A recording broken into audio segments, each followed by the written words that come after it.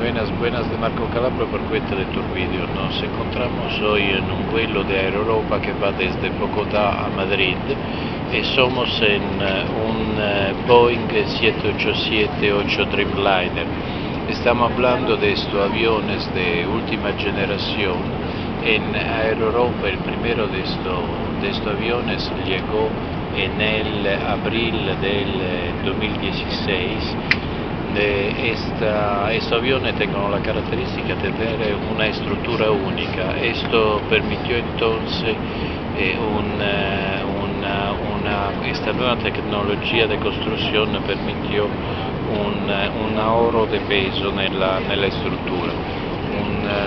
Vamos a poner un ejemplo, así nos damos cuenta. Si un Airbus A340, por ejemplo, en esta misma línea que va desde Bogotá hasta Madrid, puede consumir desde 94.000 a 96.000 litros de querosene.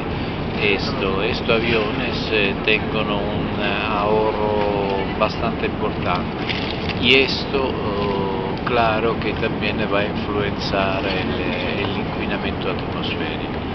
El avión donde estamos volando tiene un tipo de arreglo interior bastante económico. Si nosotros, por ejemplo, pensamos al Boeing 787-8 Dreamliner de la Qatar Airways, pensamos, por ejemplo, a un avión mucho más rico que no esto donde estamos volando ahora.